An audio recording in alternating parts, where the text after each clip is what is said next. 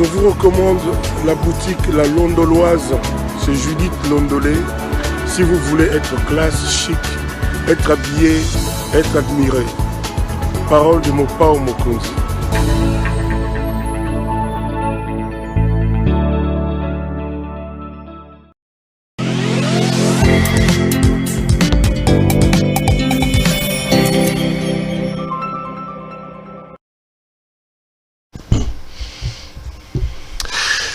Madame, Messieurs, bonjour et bienvenue à ce nouveau numéro de l'émission Contre nous soit dit, ce magazine d'analyse d'actualité politique, sociale, économique et même juridique qu'on a lancé ici à CEPEL.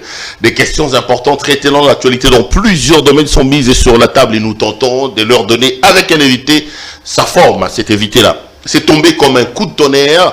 Jean-Marc Kabound Akabound, président AI de l'UDPS et premier vice-président de l'Assemblée nationale a démissionné.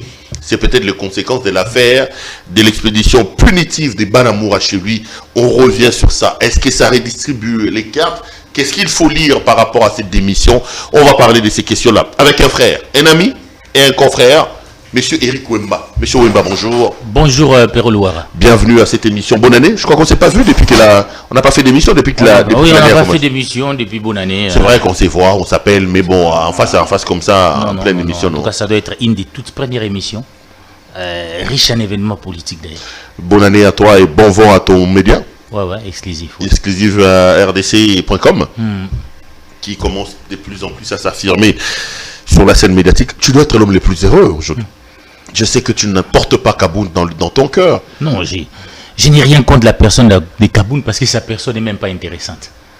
Sauf que on se pose quand même des questions. Nous qui avons lutté pour l'alternance dans ces pays, vous le savez, Péro, est-ce que les prix à payer pour cette alternance? C'est vrai qu'on avait des choses à reprocher à Néhémie, à Chadari. Est-ce qu'il fallait-il, pour autant, chasser Chadari et Néhémie pour remettre les pouvoirs entre les mains des Kabound et des Kabouya? Je pense que j'ai toujours fait la métaphore de la malaria et de la peste. Et que c'était ça tout notre malheur. C'est-à-dire quoi? C'est-à-dire que Kabila c'est la malaria, Tshisekedi c'est la peste? Mais je ne parle pas de Tshisekedi comme individu, j'ai dit la Kabylie comme système, c'était la malaria qui a donné beaucoup de malheur à ces pays. Mais la fachisphère comme système, c'est la peste. C'est ce que ça veut dire. Moi je ne parle pas des individus, je parle de tous des systèmes politiques qui sont là, qui se sont succédés. On pensait à un changement, mais on constate quand même que ces changements que nous espérions, c'est les désenchantements, comme nous célébrons le 4 janvier 1960 ici, où on estimait que l'indépendance, les gens étaient dans la rue pour manifester pour l'indépendance. C'est en 59, le 4 janvier. Pardon? 59, je crois, le 4 janvier. Oui, sous 60e. 59, oui. En 1959. 1959, oui. Mais en principe, après cette indépendance, c'était les désenchantements parce que nous sommes, comme en 50, à 59, rattrapés par notre PC originaire de la surenchère. Ça, une proposition alternative concrète. Le plus important à l'époque de l'indépendance, là, c'était que les Blancs partent pour que nous, les Noirs, nous prenions la place. Les Noirs qu'on appelait à l'époque des évolués. La preuve qu'à cette table ronde, il y avait des tables rondes. Table ronde politique, les Belges ont dit non, après la table ronde, il faut faire la table ronde économique et sociale, voir comment vous allez diriger. Non, nous, le plus important, nous allons occuper des portefeuilles.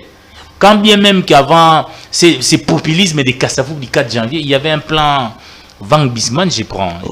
Van Bissen, oui. Oui, Van Bissen, avec Ngaloula Kapanangila. Qui disait qu'il faut avoir l'indépendance. Ngaloula Kapanangila, Iléo, Maloula, les cardinals ont travaillé sur les consciences africaines, un plan pour une indépendance progressive. Mais les populistes comme Kassavoubou nous ont amené à une indépendance quelque peu précipitée. Comme Lumumba, tu oublies? Oui, Lumumba est venu après parce que Lumumba, je les considère historiquement comme opportuniste. Parce qu'au début, il était d'accord avec le plan Van Bislen. Mais quand il a vu que les discours que la population aimait à l'époque, c'était que les Belges partent pour que nous prenions leur place, il a rejoint les camps Kassavoubou. Donc c'est un homme qui n'avait pas de position, Lumumba. Il n'avait pas de position, Lumumba. Pourquoi moi je les considère comme un opportuniste? Donc nous sommes rattrapés. Et l'IDPS aujourd'hui, quand j'ai fait les parallélismes, le plus important pour l'IDPS c'était de nous dire Kabila doit partir, Kabila rwandais. Mais ils arrivent au pouvoir, vous voyez, aucune proposition alternative, tant sur le plan économique, sécuritaire et reste. Et la dernière en date, nous venons de voir un scénario qui décrit l'état de ces systèmes politiques. Et je suis en train de dire que si Kabila avait signé les certificats de décès de la RDC. Félix Tshisekedi, avec son système, est en train purement et simplement de signer son inhumation pour le voir. Ok. Éric Wemba, je te fais venir parce que bon, on a vu dans les réseaux sociaux M. Kabound tweeter qu'il a démissionné. Ça se confirme de plus en plus quand même. À l'heure où nous tournons cette émission, rien n'a été démenti, donc c'est clair que M. Kabound a démissionné. L'émission est tournée à 15h45 heure de Kinshasa. Ça sera diffusé le soir, c'est vrai.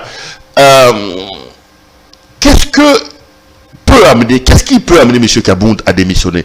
Qu'est-ce qui vous inspire la démission de M. Jean-Marc Kabound? D'abord, la rupture entre Tshisekedi et Kabound était prévisible. C'était prévisible. Vous avez en face d'un Kabound, vous nous avez lu le matin avec exclusif la fin d'une épopée. Nous expliquons que Kabound a trop approché le soleil. Kabound se considère comme le dauphin naturel de Tshisekedi. Ça veut dire que Tshisekedi Kabound va militer pour que Tshisekedi puisse avoir un deuxième mandat. Et qui, à contrepartie, Tshisekedi fera en sorte qu'en 2028, Kabound devienne président. C'est pas un péché d'avoir des ambitions. Vous lui reprochez ça dans votre article? Non, je ne lui reproche pas. J'ai décrit, j'ai dit les problèmes qui se passent. Okay. Sauf qu'il n'a pas fait les choses avec méthode, il est allé trop vite un peu. Trop vite en besoin. Mais en même temps, tout en attendant son fauteuil en 2028, il se comporte comme un premier vice-président de la République. Il se comporte totalement comme un premier vice-président de la République. Et vous allez constater qu'il a eu ses pleins pouvoirs de Tshisekedi lui-même.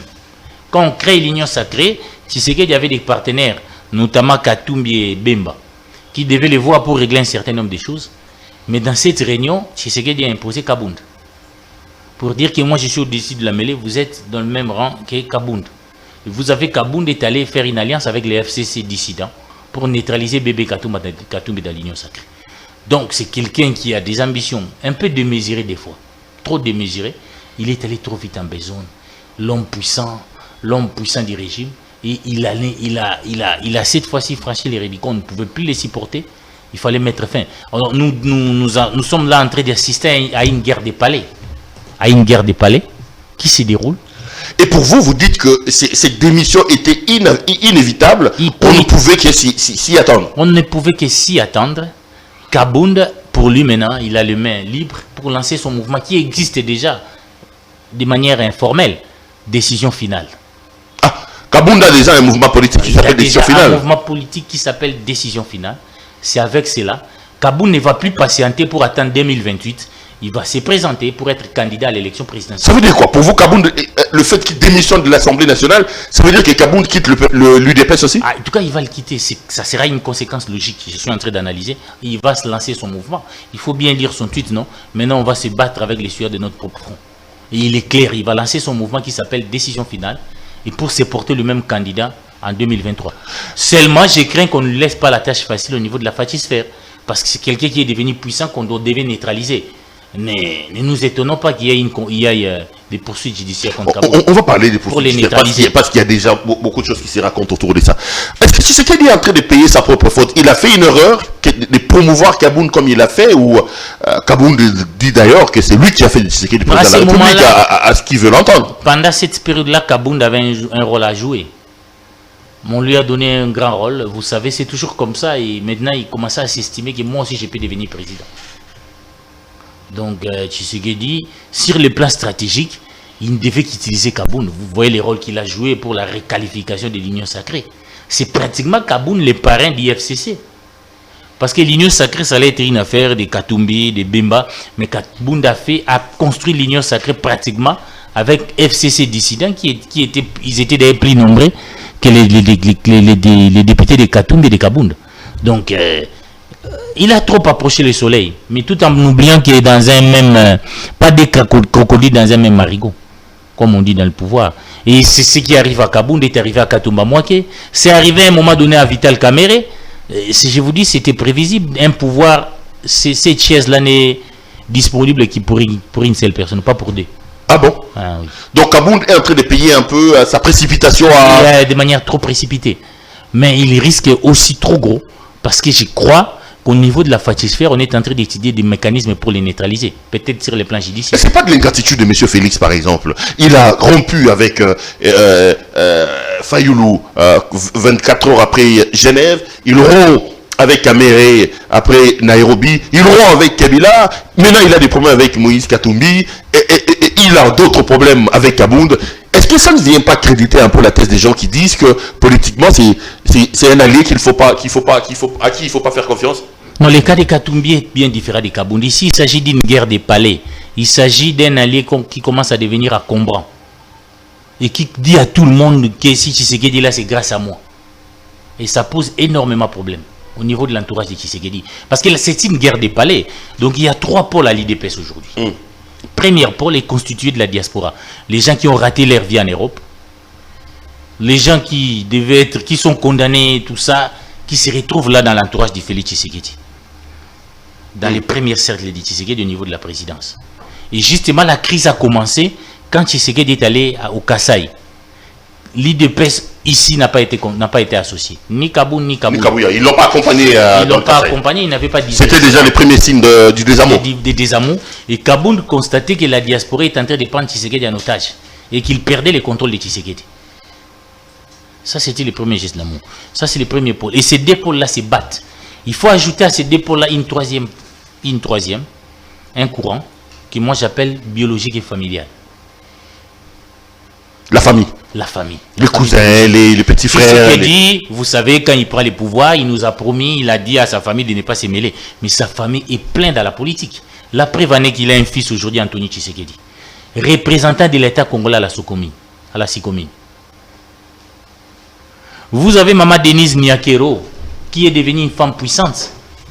Et j'étais sidéré de voir qu'il y a des problèmes du courant à Kisangani. L'État a des structures. Il y a la SNEL. Il y a le ministre provincial de l'électricité ou de l'énergie, je ne sais pas. Il y a le ministre, mais c'est Denise Niakero qui va pour arranger les problèmes de l'électricité. Donc c'est aussi un pouvoir. Et dernièrement, vous avez vu, quand il y avait les problèmes de Bilomba, les gens se sont dirigés vers Maman Marthe. Donc Papa Maman Marthe, Kanga conseiller. C'est un pool familial. Maintenant, il y a eu des affrontements. Mais Kabound, justement, ne sachant pas peut-être, il a affronté la sœur de Tshisekedi, pratiquement Agnès Tshisekedi dans le cortège. Et vous voyez ça tourner au vinaigre finalement. Les 2 poules là, les poules familiales et de la diaspora, se sont dit Pétio à l'église, il faut tout ce qui c'est. Donc on dit aussi qu'à un moment donné, il avait trouvé les pneus de Maman Marthe elle-même aussi. Peut-être qu'on s'est dit que ça n'était trop. Oui, c'est ce que j'ai dit. Donc c'est l'accumulation des crises. Et Tshisekedi finalement a décidé de se débarrasser des Kabound. Allez, difficilement. Parlons de Tshisekedi justement. Est-ce qu'il ne va pas laisser des poils dans cette affaire des Kabound? Est-ce qu'il va s'en sortir indemne d'un probable départ de M. Kabound, d'une probable séparation avec Kabound? Non, en tout cas, il va en souffrir. Kabound a joué un rôle très important. Moi, je le déteste, vous le savez. À Genève, il a sauvé Tshisekedi à Genève. Au Palais du Peuple, pour la reconstitution de l'Union sacrée, c'est pratiquement Kabound. C'est vrai que le menace grise, c'était... le penseur, c'était Kitenge.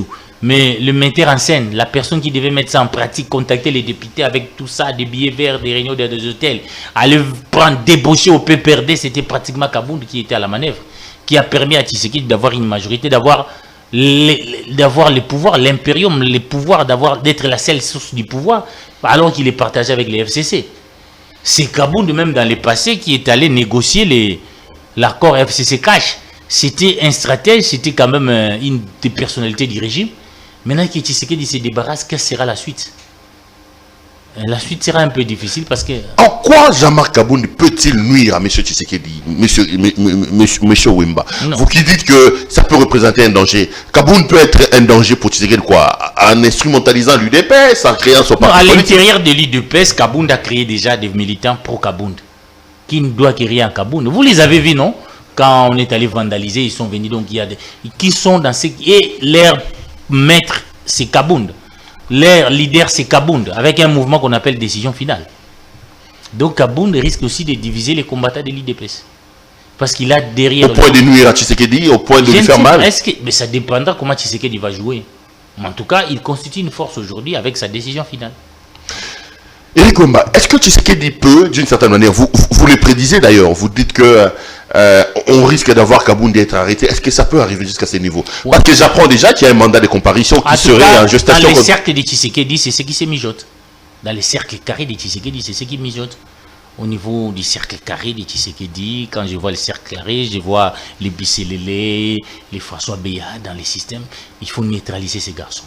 Il ne faut pas lui laisser beaucoup de marge de manœuvre parce qu'il a beaucoup de capacités de nuire. Donc on peut se réveiller un matin, on voit un mandat. En tout cas, moi, j'ai mis à temps. Kabounda est interpellé. J'ai mis à temps. J'ai vu un texte sur YouTube, sur le réseau social où on dit qu'il y a un mandat de comparution contre lui qui aurait été déposé aujourd'hui à l'Assemblée nationale. Pour qu'on lève ses immunités. Pour qu'on lève ses immunités. Et le procureur serait en train de les poursuivre pour... pas le procureur, l'auditeur général serait en train de les poursuivre pour... c'est quoi? Je vais retrouver dans mon... quelqu'un qui pousse des hommes en uniforme, des hommes en armes, à commettre des actes contraires à la loi. Oui, parce que bien avant, aujourd'hui le matin déjà, au-delà d'Agnès Tshisekedi, toutes les personnes que Kabounda a touré dépenées, ils se sont retrouvés aussi, ils se sont constitués en partie civile contre Kabounda. Je sais pas si c'est l'information que j'ai, donc il faut vous attendre à une nation judiciaire contre Kabounda, c'est prévisible. Je sais que vous ne l'aimez pas. Non, c'est évident. Non. J'ai rien contre sa personne parce que sa personne n'est pas intéressante, alors je ne peux pas me parler de la haine. Est-ce que vous pensez qu'avec tout ce que Kabounda a fait pour le régime, pour l'UDPS, il mérite d'être remercié comme on est en train de le faire actuellement? En tout cas, Perrault, moi je n'en veux pas. Dans la politique, il n'y a pas d'état d'âme. Vous savez, la révolution mange ses propres enfants. Vous êtes aussi cynique que ça? J'ai dit la révolution mange ses propres enfants. Donc Kabounda est un enfant de la révolution qui est en train d'être bouffé par ça? Qui est en train d'être bouffé, oui. Et vous comprendrez que Félix l'amène jusqu'au bout. Ce n'est pas la première fois dans les annales politiques du Congo. Vous savez les rôles que Vital Kamerhe a joué auprès de Kabila. Machine du PPRD en 2006 qui a porté Kabila aux élections. Mais vous avez vu comment on l'a défini. C'est les mêmes scénarios. On vous depuis de votre garde. La révolution mange ses propres enfants, généralement. Donc vous ne tiendrez pas Tshisekedi rigueur pour ça? Il n'y a pas à tenir Tshisekedi rigueur. Nous sommes des journalistes, nous analysons les faits, cher ami. Nous analysons les faits, ce qui peut arriver, ce qui est probable. Amenons à ce qui a... Parlons de ce qui a amené à cette situation. C'est les incidents avec la descente punitive de la maison de Jean-Marc Kabounda par les JA et tout ça, Eric Wemba. Est-ce qu'une unité comme la JR peut se déplacer sans aval? Est-ce que vous avez réfléchi sur qui a véritablement donné l'ordre que la garde républicaine arrive dans la résidence de Kabounda? Je dis que c'est... Le fait que la garde républicaine arrive jusqu'à Kabounda signifie, Tshisekedi a décidé fidèlement de rompre avec Kabounda. Il ne faudra pas être devin pour comprendre ça comme ça. Donc c'est une rupture entre Tshisekedi en en avait marre. Et vous interprétez comment cette descente-là? Vous condamnez, vous comprenez, vous justifiez, vous? Non, je ne justifie rien. Moi, j'ai distribué les cartes. Tout le monde a fauté. Tout le monde a péché dans cette affaire. Tout le monde est privé de la gloire de Dieu. Ah bon? Partant de Kabounda, partant d'abord du cortège, mauvais stationnement de la voiture, de la sœur de Tshisekedi, c'est une faute. Que Kabounda devienne roulage, c'est une faute. Que les gardes républicaines aillent là-bas pour régler des comptes à Kabounda dans une expédition punitive, c'est une faute. Tout le monde a péché, tout le monde est privé de la gloire de Dieu. C'est l'état du système, du régime, où on ne respecte rien. Parce que ça, c'est Agnès. Et tous ces Congolais anonymes qui sont victimes tous les jours, qui ont été victimes, pourquoi il n'y a pas eu beaucoup de célérité? C'est seulement quand il y a Agnès. Vous savez que ce cortège a déjà braqué la première vice-présidente, la première vice-premier ministre de l'Environnement, Mme Bazaïba. Ce cortège de Kabounda, on a laissé passer les choses. Sérieux? Sérieux, j'ai dit, je l'affirme. Avant de trouver même le pneu d'une des voitures des cortèges de Montmartre. Donc, ce que je dis, il y a analysé, mais c'est tout un régime qui s'affaiblit. Un royaume divisé. Il faut qu'il lisait mieux la Bible et vous pouvez donner la suite. On a l'impression que scandale. Est-ce que vous pensez que le régime Tshisekedi va tenir jusqu'en 2023? Parce que j'en ai, comme les Bolodja qui appellent à l'application de l'article 64 pour que les Congolais descendent dans la rue pour une révolution. Est-ce que vous donnez une chance au régime Tshisekedi après 2023? Comment voyez-vous la survie de ce régime avec tout ce qui s'est passé aujourd'hui? Ce régime a du mal à survivre. D'abord, ils n'ont pas répondu aux attentes. Et moi, je l'ai dit, j'étais prophète quand j'ai dit un mandat, ça suffit. Pour Tshisekedi, c'est un mandat, ça suffit. Pour notre survie, pour la République, pour sauver cette République, un mandat, ça suffit. Avec tout ce que nous vivons comme scénario, ces pouvoirs n'étaient en rien. Ces pouvoirs a mis l'État dans la rue. Ces pouvoirs n'ont répondu à aucune attente. J'apprends déjà que ces conseillers de Chile et Gelou sont devant la cour d'appel de la justice en train de répondre de leurs actes. Il n'y a que scandale, il n'y a que détournement. Nous disons, le régime de Tshisekedi, un véritable bateau en dérive. Et vous ne pensez pas que Tshisekedi survivra de tous ces scandales? Ce n'est pas souhaitable qu'il survive parce que ça ne sera pas bien pour la République. Ah oui. Le problème, ce n'est pas les Congolais, mais vous pensez que vous dites quoi, Congolais, vous êtes comme Bolodja, qu'il ne faut pas donner un second mandat à M. Tshisekedi? Après, moi je l'ai dit, une campagne doit être lancée. Les gens des médias doivent être associés, les Congolais doivent être associés pour dire ensemble, un mandat, ça suffit. Disons-les ensemble, un mandat, ça suffit. Non, mais quand lui-même, il demande un deuxième mandat, il était en bougement, il a dit, donnez-moi un mandat, je vais faire. Vous ne comprenez pas ça, vous Non, il n'y a pas, il demande un deuxième mandat par rapport à quoi? Par rapport à quelle prouesse? Par rapport à quelle œuvre qu'il a commencé, qu'il doit continuer? Parce qu'il est là, il n'est qu'en train de détruire ce que Kabila a laissé un peu. L'épée des acquis que nous avons eu de tous les régimes précédents sont détruits par le régime de Tshisekedi. Qu'est-ce qui reste à faire pour qu'il demande un deuxième mandat? Monsieur Tshisekedi, vous avez fait un mandat, ça suffit. Non, mais la Constitution lui donne encore la possibilité. Ah oui, j'ai dit sur le plan constitutionnel. La possibilité lui donne encore. Autant il reviendra aux Congolais de décider du sort qu'ils veulent réserver. Autant pour François Hollande, la Constitution française lui donnait la possibilité. Personne ne l'avait demandé. Mais le bon sens, lui-même, il dit que je n'ai pas répondu aux attentes, je démissionne. Au lieu de nous amener dans un coup de force électorale. J'apprends déjà qu'il n'y aura pas des élections ici. Denis Kadi m'a dit qu'il n'y a pas de moyens. Rien n'est donné à la CENI pour organiser des élections. Il n'y en aura pas des élections en 2023. Et pour ça, nous demandons, comme il est probable qu'il y a Denis Kadima n'est pas financé, nous réclamons vivement une transition sans Tshisekedi. Vous l'avez réclamé à l'époque de Kabila, Kabila ne vous l'a pas donné. Il y a une jurisprudence, Tshisekedi va certainement rester. Nous lui demandons ça, c'est pour son bien, cher Pérou. Il sortira par la grande porte de l'histoire. Qui prennent ses clics et ses claquets qu'il part. C'est une transition sans Tshisekedi de 6 mois et on organise des bonnes élections. Transition dirigée par qui? Délit, c'est ça? Bon, bien évidemment, la Constitution est claire, non? À l'époque, il y avait le problème. Maintenant, même si je ne l'aime pas, mais c'est constitutionnel. Tshisekedi a un dauphin constitutionnel. Bah, vous ne les connaissez pas? Bah, c'est le coup. Alors, donc on donne le pouvoir à Batia. Vous êtes à la faculté des droits. Contre notre volonté, mais c'est les dauphins constitutionnels de Tshisekedi, malheureusement. Ce n'est pas souhaitable, mais nous sommes devant un fait accompli. Nous serons à ce moment-là devant un fait accompli.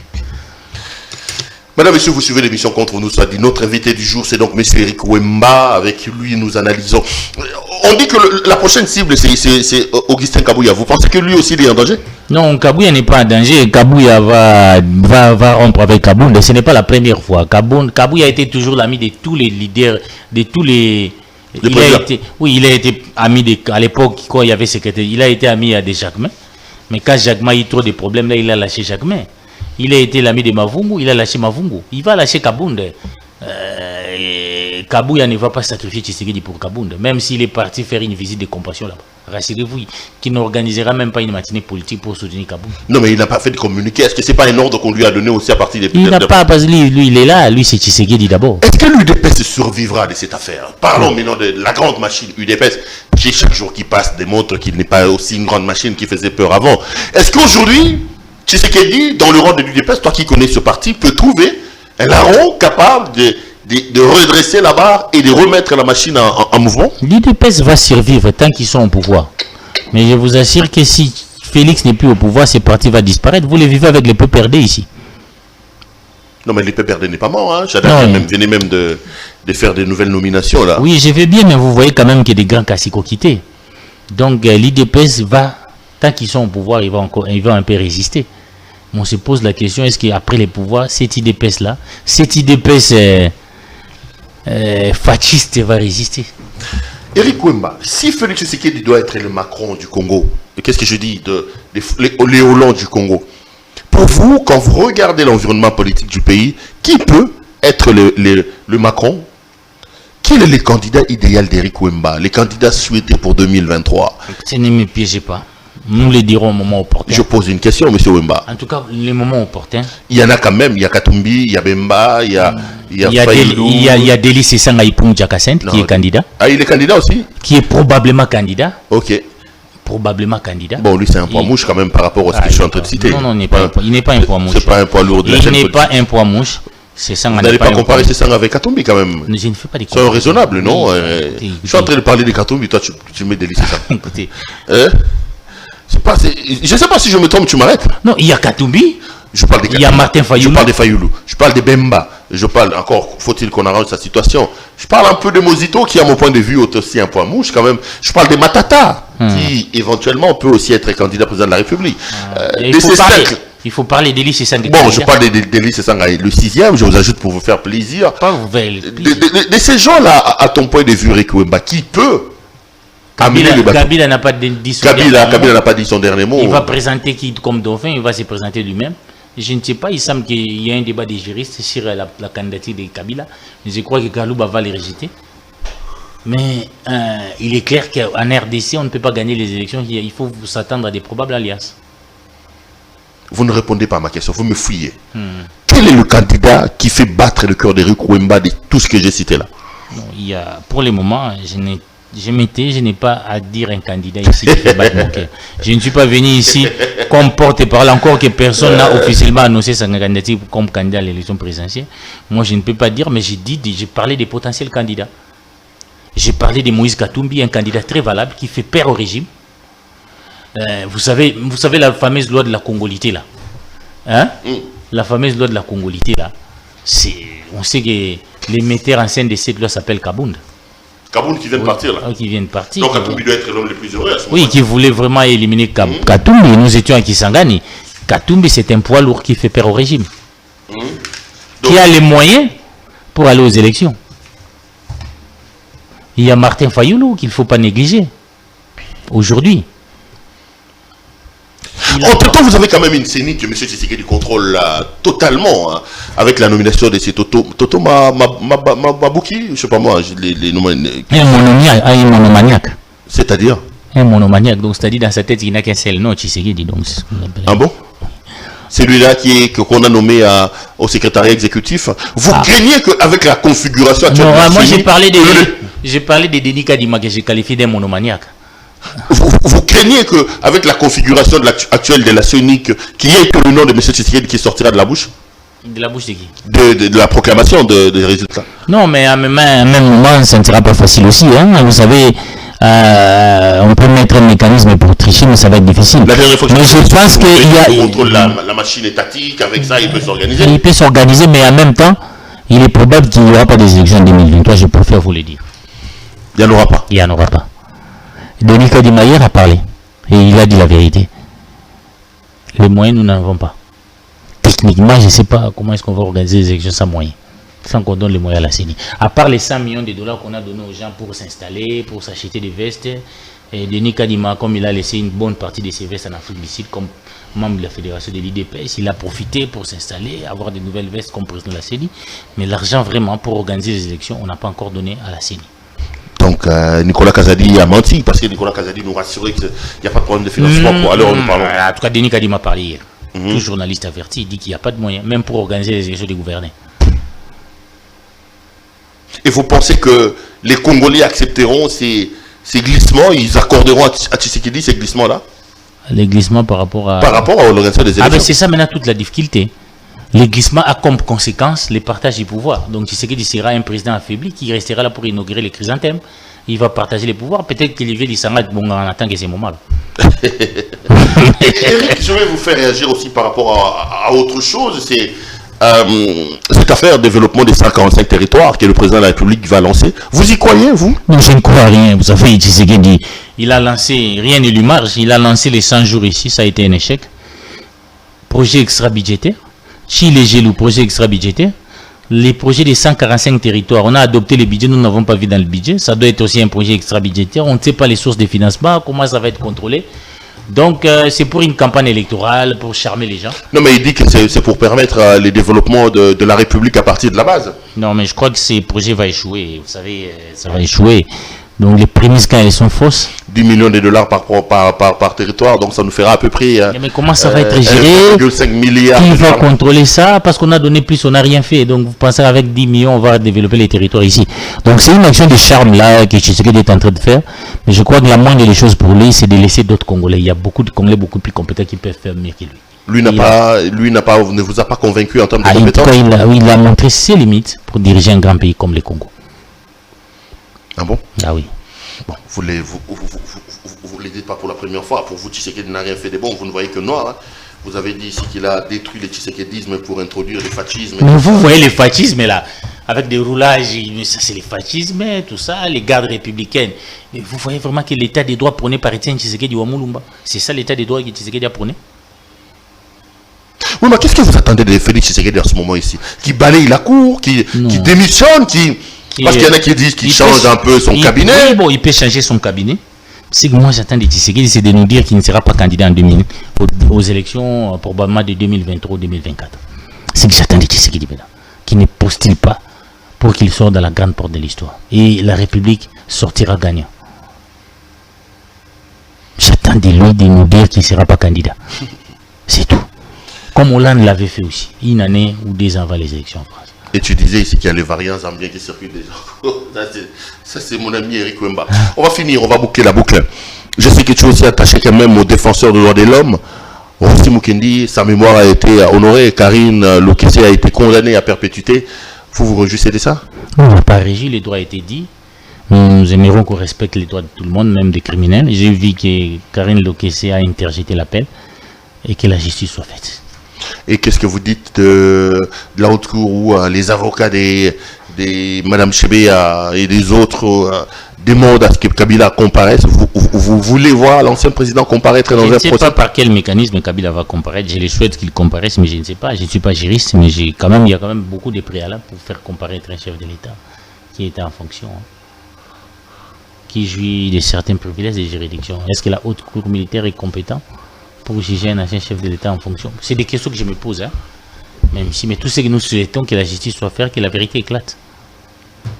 Allez, monsieur Wemba, je vais vous libérer, vous laisser aller sabler les champagnes parce que je sais que vous n'aimez pas trop Jean-Marc Kaboul. Maintenant qu'il est dans le pétrin, vous êtes dans le lot des gens qui certainement se réjouissent de ça. Bon après-midi, merci d'être venu nous voir. Je suis endeuillé aussi, vous savez. Bon, ah oui, je sais, vous avez perdu votre oncle et votre cousin. Au même moment. Au même moment, mes condoléances, cher ami. Cher ami, je sais qu'on enterre demain le cousin et l'oncle le lundi. Mais les devoirs de la République m'amènent quand même à hausser la voix. J'ai compris d'ailleurs, c'est pour ça qu'aujourd'hui tu n'es pas chaud comme dans tes habitudes. Je te connais assez mordant, assez rentrant. Mais là on sent que... Non, on est venu analyser. On va entrer dans les gens, on est venu analyser et se réjouir du départ de... Oui, Adjé Kabound, nous serons là pour le lancement officiel de la décision finale. Non, il ne faut pas dire adieu, un homme politique ne meurt pas. Mais bon, il va lancer la décision finale, vous serez invité pour couvrir. KD va vous inviter. Toi aussi, tu seras là, non? Je ne sais pas. Si on m'invite, peut-être j'y verrai. Ah ben voilà, tu viendras faire ton travail des journalistes. Oui, oui. Si jamais on t'invite. Oui, décision finale. Bonne chance à Kabound avec décision finale. On n'en est pas encore là. Allez, merci. Bonne année à vous. Les journalistes peuvent déjà anticiper. Allez, bonne année à vous une fois de plus, Eric Wemba. Merci. Merci également à vous de nous avoir suivis. Bonne année à vous et que Dieu accomplisse vos voeux le plus profond. Je voudrais dire grand merci à notre habilleur, boutique La Londoloise avec sa patronne Judith Londolé Betoko. C'est encore elle qui m'habille. C'est ça. Pourquoi tu me regardes comme ça? Pas du tout. Pourquoi tu me regardes? T'as pas aimé ma veste? Non, elle est belle. Ah, voilà. Laissez-moi faire un peu la campagne de mon partenaire. Elle est belle. La vôtre aussi quand même. Même si vous n'êtes pas habillé en londoloise, mais bon, la vôtre aussi. Chacun a sa maison. D'accord. Allez, si vous avez aimé la veste, vous avez aimé la cravate, la montre, tout, appelez notre partenaire Judith Londolé Betoko. Dites-lui que vous avez suivi l'émission chez CPL et que vous avez aimé la veste de M. Louara. Passez vos commandes, elle se fera les réels plaisirs de vous envoyer. Allez, portez-vous bien et restez branchés sur nos programmes. À demain. Merci.